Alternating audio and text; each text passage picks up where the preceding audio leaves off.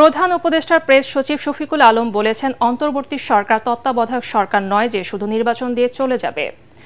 অন্য সরকারের চেয়ে বেশি ম্যান্ডেট আছে অন্তর্বর্তীকালীন সরকারের। রাজধানীতে capital market journalist forum CMJF টকে তিনি এসব কথা বলেন।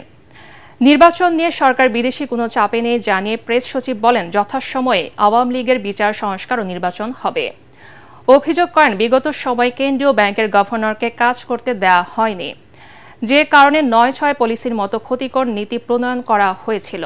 বাংলাদেশকে ম্যানুফ্যাকচারিং হাব করতে হলে শক্তিশালী সমুদ্র বন্দর দরকার উল্লেখ করে শফিকুল আলম বলেন, চট্টগ্রাম বন্দরকে বিশ্বমানের করতে কাজ করছে সরকার। তিনি বলেন, বিগত সময়ে পুরো শেয়ার বাজার ডাকাতদের আড্ডাখানায় রূপ নিয়েছিল।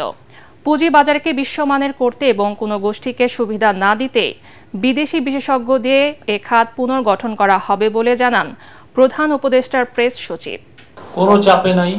আপনারা ইউরোপিয়ান ইউনিয়নের অ্যাম্বাসেডর কিছুদিন আগে যে বক্তব্য দিয়েছে দেখেছেন তো। আর ইউরোপিয়ান ইউনিয়ন হচ্ছে আমাদের লার্জেস্ট ইম্পোর্টার। ইলেকশন নিয়েও ধোঁয়াশার কিছু নাই।